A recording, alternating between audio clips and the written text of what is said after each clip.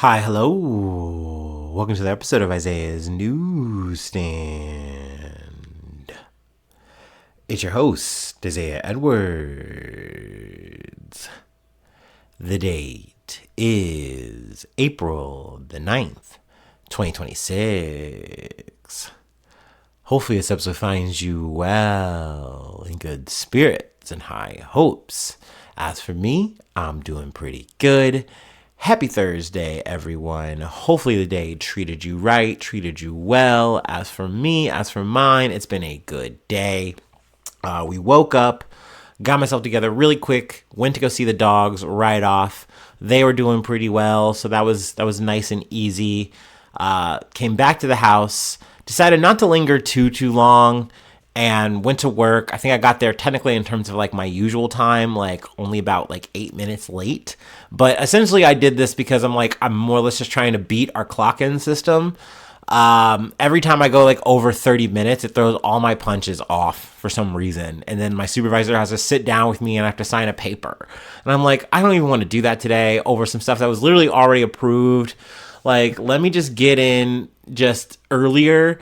And then I made the compromise with myself kind of coming in. And I'm like, I'm going to try to get out of here as soon as I can. How about that? So I clock in, I find my lead, and I say, hey, can I get out of here at like 2? And they're like, yeah, that's fine. So essentially I'm just set up for a half day, and I'm good with that. I'm cool with that. It was a very slow day. There wasn't much work. I'm just kind of sitting on cardboard for most of the day. Actually in the middle of it, next thing I know, the fire alarm got pulled. Now, I don't know if this was a real thing. I know we had a drill like 2-3 weeks ago, so that really doesn't line up that this was a drill. With that being said, I want to say 15 minutes after the fact, maybe 20, we got called back in. We got the all clear. So, I mean, hey, worst case, we just killed some more time for me. I kind of like that part. Still, very strange. Maybe there's some tea there. I might come back, on that part. But, yeah, I came back in, finished the rest of my shift, or at least, my short shift, and then got to the gym. The gym was still a shortened workout. I think I did about an hour. Not too bad. I hit the machines that I wanted to hit. Did about 30 minutes of cardio too. So that was good. That was solid. Came home, had a stretch, had half of my snack. Then checked on the dogs for the second time today. They were good. Also, I had to make a bit of a cannonball run into the cat area in the basement.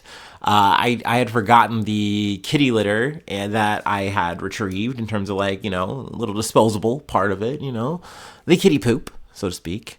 Pardon my French, meow. But I was like, okay, I needed to get in there and get out. It was a quick extraction, and the cats didn't follow me out, so I love that for me. W. Then after checking on the dogs, making sure they're good to go, I head back home, have the rest of my snack, and do my research, and now we are here. We are good to go, ready to yap it up about some news. So yeah, let's go ahead and do our startup, and let's get into it.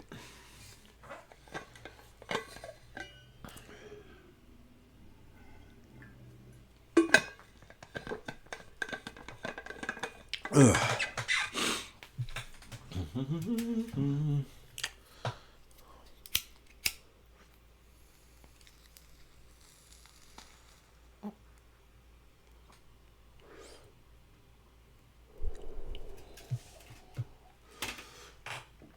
Ooh.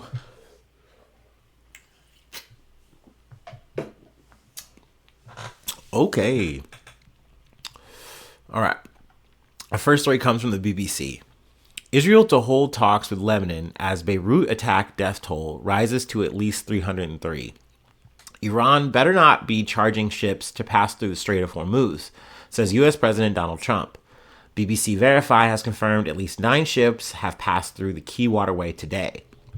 Meanwhile, Israeli Prime Minister Benjamin Netanyahu instructs his cabinet to begin direct negotiations with Lebanon, as Iran says Israeli attacks blatantly violate the ceasefire. But Netanyahu says there is no ceasefire in Lebanon, and they will continue to strike Hezbollah with force. Earlier, the Israeli military issued evacuation orders for parts of Beirut. It comes as Lebanon's health ministry says 103 people were killed and more than 1,000 wounded in Israeli strikes on the country yesterday. The U.S. and Iran announced a ceasefire on Tuesday, but there have been conflicting reports about what was agreed. So yeah, this is part of the reason why I was saying in the yesterday how I wanted to kind of wait a couple of days to like see where things are shaking out with the ceasefire. You know, like, yes, it's real, but like how concrete is it? And part of it is this Lebanon aspect. Pretty much right off, Israel said, okay, yeah, that's fine. We won't be doing any more strikes for 2 weeks or so in Iran, but we are continuing onward with Lebanon. And it's like, wait, that was literally a part of the ceasefire. And then essentially Israel goes, no, it wasn't.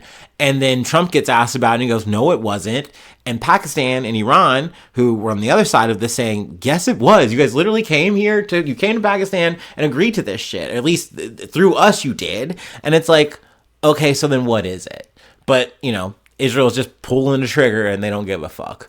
And that's more or less where we're at with it at this point. I think yesterday it was just like, it was around, you know, plus 100 people had been killed. And, you know, that was just an aspect of it that I had failed to cover. Unfortunately, the number more than doubled since yesterday. And, you know, I'm sure conflict has not stopped as of recording this. So that's very unfortunate. It's very sad. So I wanted to start there. But another story that I had forgotten to cover, but granted, it was a little bit I forgot, but it also was it got pushed out. Like, I was literally setting up the episode, and then I got the breaking news about the attempted murder trial being resolved, or the attempted murder trial from Hawaii. You know, that coming out, that broke, and I was like, ooh, okay. And I just was like, squirrel, and I covered that instead. So that's my bad. That's mea culpa. But hey, better late than never. From ABC News, Gilgo Beach murders. Rex Heuermann admits to killing 8 women. Accused Gilgo Beach, New York serial killer Rex Heuermann admitted to the murders of 8 women in court on Wednesday as he changed his plea to guilty. Heuermann, a New York City architect, was arrested in 2023 and initially pleaded not guilty to killing 7 women. Over 17 years, he targeted sex workers and dumped their bodies near Long Island's Gilgo Beach, prosecutors said. His trial had been set for September. Do you feel it's in your best interest to plead guilty rather than go to trial? Judge Timothy Mazzi asked. Yes, Your Honor, Heuermann replied.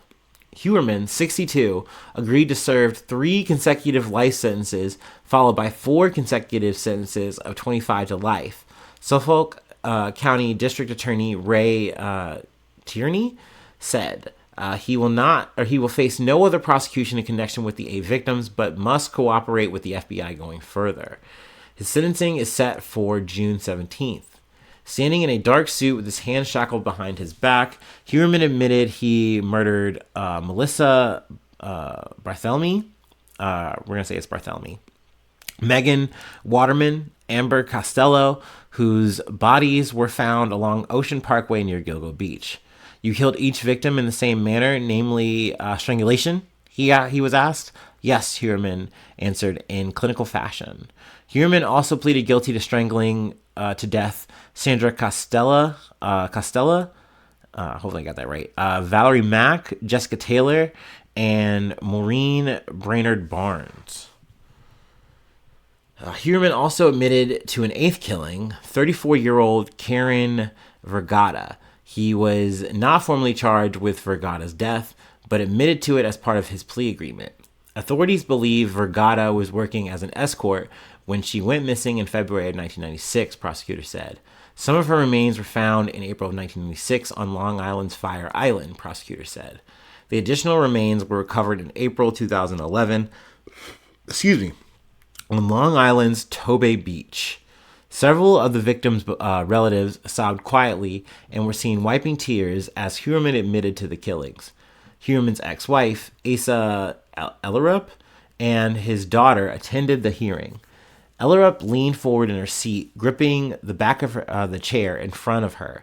Ellerup and her daughter sat in the back row of the courtroom, packed with relatives of victims and investigators who have labored over the case for decades. My thoughts and prayers are with the victims and their families, Ellerup said after court. Their loss is immeasurable. immeasurable. There you go. Sorry. She never wanted to believe the man she married to for 27 years, the father of Victoria, was capable of these heinous acts. Ellerup's attorney, Bob Masondano, we're going to say Masondano, maybe it's Masondano, said. Defense attorney Michael Brown said the decision to plead guilty and cooperate with the FBI belonged solely to Heuermann. There came a point in this defense when Rex said, "I want to plead guilty," Brown said, adding that admitting his guilt brought Heuermann a huge sense of relief. Brown said Heuermann would likely have more to say at sentencing in June. Heuermann walked among us, play acting as a normal suburban dad, when in reality, all along, he was obsessively targeting innocent women for death, D.A. Tierney said at a news conference after court. Suffolk County Police Commissioner Kevin Catalina, I'm hoping it's Catalina, called Heuermann a sadistic, soulless, murderous monster. To the families, no one can ever replace the lives that were taken, Catalina said. But we hope that this brings some measure of solace. The Gilgo Beach killings went unsolved for 2 decades until the Suffolk County District Attorney's Office, New York State Police, and the FBI identified Heuermann as a suspect through his Chevrolet Avalanche, a distinctive pickup sparsely purchased on Long Island. They're like it. They literally said, like, when they interviewed people, they're like, it just didn't make sense for that kind of vehicle to be here. It just stuck out like a sore thumb, and it's like, damn. From there, prosecutors said they compiled DNA from a hair lifted from burlap used to wrap some of the victims and from pizza crust in the trash outside Heuermann's Manhattan office. So it is crazy that they were actually putting in the work. I'm sure definitely at a cursory glance, and especially just because we know how law enforcement can move and operate, that it's like, oh, this is, law enforcement treating this as like a less dead situation because they are, sex workers or, of that nature. And because of that, they're just not actually putting resources to it. But it turns out behind the scenes, they were. Heuermann used an alias to communicate with dozens of sex workers and to amass an extensive collection of torture pornography. Prosecutors said he kept a blueprint of his killings that included a list of supplies, locations of dub sites, and reminders to consider a hit to the neck next time. I do remember a bit of these writings to be very extensive and very scary, how thorough he was. And then also he had that tendency to just watch the news and the media for coverage of himself, which is another factor that I think law enforcement was trying to work around. Heuermann's victims date back to 1993 when Costello was killed. The final woman, 27-year-old Costello, went missing in September 2010, according to police. This was a big story when it broke. I remember talking about it back then. Now we are 3 years from there, and, it looks like we have a guilty verdict. I mean, granted, because he did a plea, but hey, probably for the best that he wrapped this up, maybe better for his own sense of solace so he doesn't have to go through this thing, but obviously more importantly, good that the victims can just get this closure and not have to go through, agonizing, trial, all that shit. So good that we're just kind of just skipping to the end here. But I imagine we will be back, for the sentencing and things of that nature. So yeah. Anyway, let's move on. This was a story that literally just popped before I went on, and I was like, look, I know if I don't cover it today, I'm definitely covering it tomorrow. So let's just hop on it now. Let me go ahead and take a quick water break, and then we will hit. Then we got to talk about the other Trump. We haven't talked about Melania very much, but she decided to insert herself in the conversation.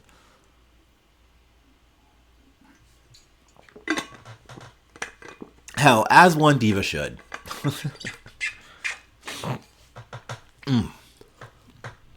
All right, let's hear her roar. From CNN, Melania Trump blasts lies linking her to Epstein and calls on Congress to hold hearing for victims. First Lady Melania Trump blasted lies linking me to the disgraceful Jeffrey Epstein in extraordinary and rare remarks from the White House Thursday, attempting to distance herself from the convicted sex offender while calling on Congress to hold public hearings allowing his victims to testify on Capitol Hill. The call for action directly undercut ongoing messaging from her husband and the West Wing, renewing attention on a topic that was fading from public discourse amid the war with Iran. President Donald Trump and his top lieutenants have sought to downplay Epstein and his victims, repeatedly and publicly stating that the country is ready to move on. So that right there, I do agree. I don't understand why she chose now of all times. Like, you would think that from the Trump administration's angle, yes, is the Iran war going terribly? Yeah, it's not the greatest optics for us. But one of the silver linings that we could kind of chalk up is that, hey, less people are talking about Epstein and more of them are talking about how bad this fucking war is and, like, should we be doing this? No, what are the outcomes? What are the ramifications? Bad. Like, but at least they're not talking about old Epstein. And then Melania just trounces on out and says, stop lying on me. I was not friends with that man. It's like, girl, we weren't talking about you right now. But, I guess that's not 100% the case. There are some connections, but we're going to keep reading. A person familiar with the matter told CNN that Donald Trump was aware his wife planned to make Thursday's statement. But the president told MS Now in an interview after her remarks that he did not know anything about it, which is like one of his favorite lines. Like, I wasn't aware of this. I'm just now learning about this. Ahead of the First Lady's appearance. I've never been friends with Epstein. Donald and I were invited to the same parties as Epstein from time to time, since overlapping in social circles in common with New York City and Palm Beach, the First Lady said in remarks to reporters. To be clear, I never had a relationship with Epstein or his accomplice, Ghislaine Maxwell. She called on Congress to provide a forum for Epstein's victims to testify on Capitol Hill. Now, I want to skip that part because I want to get to the connections bit that I have highlighted. Melania Trump also sought to downplay her relationship with Maxwell, Epstein's associate who was convicted of sex trafficking. CNN had inquired with her office in February about a friendly 2002 email exchange between the two women, which was released as part of a tranche of documents pertaining to the Epstein investigation, but did not receive a response. Trump signed that email, "Love Melania," and Maxwell responded calling her Sweet Pea. Also, this is very annoying because when you just hear Trump, you think Donald Trump and not Melania, but in this case, they're kind of switching back to Melania here. On Thursday, Trump characterized the email as casual and a polite reply, which to me, this is very akin to Hillary Clinton. And how she kind of downplayed the connection with Maxwell. It's like, dude, that was a friend of a friend, like acquaintance at my daughter's wedding. I don't know her. It's like, come on, dude. She's in the photos. Like, she's hanging out. Like, your husband's her boyfriend, ex-boyfriend, what do you want to call him? And your husband are buddies. Like, are we really going to act like you didn't know them? There's no connection, truly, surely. Okay, all right. I guess we'll just believe what our eyes are showing us. So yeah, this just felt weird to come out and just say this out of nowhere. But I guess you do want to get ahead or tamp down on these rumors and make less of them. And maybe this was just, she said, hey, if not now, when am I gonna speak? So there you go. She had the floor. She said her shit, and I guess we'll see what comes of it. But yeah, I felt like, hey, we'll go ahead and include that for the episode today. Now, we have one more story that I wanted to cover. This was this got put on my radar from The Daily. We've talked about Bitcoin a decent amount. Am I the biggest Bitcoin fan? No. I will say that I'm not a person who goes, oh, Bitcoin isn't real, it's fake. No, it's very real. I've made this quote before. If you can buy a whole person with it, it's a real form of currency. The problem is you can buy a whole human being with it, and that's not good. You can buy all kinds of bad things with this shit, and no one can really track it well. So, maybe it's not so great. But needless to say, I am fascinated by Bitcoin. I do find it to be a very interesting topic. And the fact that we might have unveiled the creator of Bitcoin. Well, much like the Banksy thing, I had to dig in. I had to talk about it. So yeah, let's go ahead and take our last break and see if we can do some mining into the truth.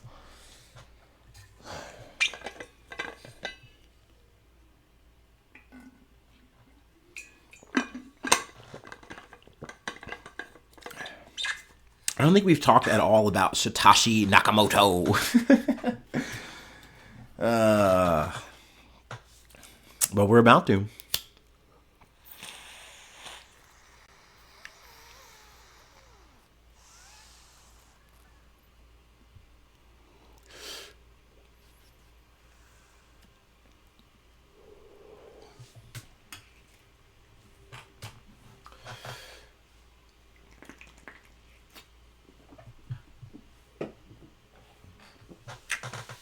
All right. From the BBC. Brit says he is not elusive Bitcoin creator named by New York Times. A British Bitcoin entrepreneur has told the BBC he is not the digital currency's mysterious inventor after a New York Times article named him as its creator. Adam Back, a prominent Bitcoin developer, said the high-profile investigation was a case of confirmation bias and that he is not the person known as Satoshi Nakamoto. The true identity of Satoshi Nakamoto is one of the internet's most enduring mysteries, and Back has been accused of being Satoshi many times before. But Back told the BBC on X, "I'm not Satoshi, but I was early in laser focus and the positive societal implications of cryptography, online piracy, and electronic cash." In John Carreyrou's lengthy New York Times article, Back's emails and online posts are compared to those of Satoshi with striking similarities. So I would highly advise to listen to The Daily, where they have this guy on and they interview him, and then they interview Back, and then they have them both on and talking, like via like a little Zoom meeting or some shit. And it is very interesting, to hear the whole breakdown. Also, apparently there was a HBO documentary that inspired this guy. Like, he had already looked into it before, but then got a renewed interest because they had named this one guy. I think his name is Peter Todd or something like that. We'll get to it as we read. But he was like, nah, I don't think it's him. But this is like making me think, like, I bet we could figure this out. And so he did a lot of digging. He did a lot of sleuthing. And with the power of AI and then also some other expert analysis stuff, like people, he was able to break it down and essentially was like, hey, I think they had asked him, and they said, like, what percent? He's like 99.5. I'm 99.9 or 99.5% sure it's him. Which I'm like, okay, you got my attention. And when he laid everything out, maybe I'm a little bit too faith-based in terms of my learning and researching. He sold me on it more so than anyone else has. And it's one of those things too, when you hear Bach, especially in like early days when he was asked this shit, he kind of would tense up and get scared about it. And he's like, no, it's not me. Definitely no, surely no. And then there's also, he had interviewed him, John Carreyrou interviewed him after some, I think, conference or some meeting or something like that. And he was like, hey, can I come back with you to your hotel and interview, ask you some questions? And like, there were just some tell moments. Now, he didn't, actually cop to anything, but I don't know. Once again, if you're very interested, you're very curious, I would suggest listen to The Daily. It's a pretty good episode. And I don't say that all the time. Anyway, an analysis of Back's online activity also matches up with that of Satoshi's disappearance shortly after Bitcoin's white paper. The manifesto outlining its philosophy was published also. Also, a thing too that by the inverse that was also strange, and he couldn't really explain it, was that he's like, dude, you were prolific on these messaging forums at the time. Back was. And then when Satoshi makes his debut and starts talking, saying things that are very similar to stuff that you would be very hyped, like you were talking about, like you weren't there at all. You were gone. You were not chirping. And then kind of towards the end, then you get back on and then he's gone. So it's like, that's kind of a weird They compared it to a Batman Bruce Wayne kind of situation. And I'm like, yeah, he just really didn't have a good example on that. And then he also gets jammed up too when the guy is like asking him about Satoshi, and he answers it like, well, I was just yapping a bunch at the time. And it's like, he's like, no, wait, like you kind of cut me off. I was talking about Satoshi. And you could say, oh, that's just a slip of the tongue, or like not even a Freudian thing. It's just an accident, miscommunication, whatever. But once again, it just feels like, I don't know, bud. It does looking like you're protesting a bit too much, and you're not really dissuading any of this. You're just saying, well, it couldn't be me. No, surely. It's confirmation bias. On X, Back addressed the New York Times assertion that he was absent on Bitcoin forums at the time when Satoshi was most active, and came back online once Satoshi had vanished, saying he actually did a lot of yakking on the forums at the time. He said the rest of the New York Times evidence is a combination of coincidence and similar phrases from people with similar experience and interest. And he's really dumbing that down, because the kind of phrases we're talking about, like, you have to like know cryptography, and like these are like signature things that you're doing when you're making these Word documents, these things you're espousing. Like, he's using hyphens in a way that is like, not, I don't want to say it's not intelligent, it's whatever, it's English language, write how you want to write, paint with a fucking brush. But at the end of the day, it's like, no, these don't fit. And then also like little mix-ups on how you're using its, and that's a very common thing. I do that shit all the fucking time. But to do it in such a way, in a style, in a pattern, it does become unique to you. And he was aware of this, and I think he was like, well, even in this, there's still at least one or two other people that you could compare this to that are verbatim. I learned this from certain of these people, and I adopted some of their mannerisms and stuff. Okay, but once again, the pool is pretty small here, and you keep coming up, when you run the data, when you run it all down. So all of these things kind of made me go, damn, like, I think this might be the fucking dude. Well, let's keep reading. He said, let's keep reading. The intrigue around Satoshi is not just due to the mystery of their identity, but because of the enormous wealth they have accumulated. If they still have control of their Bitcoin wallet, which mined the first ever Bitcoins, it would be worth around $70 billion today, meaning Satoshi would be one of the richest people in the world. Satoshi's stash of more than 1 million Bitcoins represents 5% of all currency, of all the currency, as the inventor decided there would only ever be 21 million coins created. On X, Black joked, in fact, he didn't have enough Bitcoin. Kicking myself for not mining in anger, in 2009 he posted. And then they go through and they talk about other people. Like I said, I mentioned Canadian crypto expert Peter Todd. He was named as a potential guy in 2024. He called it ludicrous. They name a couple of people throughout the article. I want to say maybe there's about 20 people that you could say, like, hey, there's maybe some smoke there.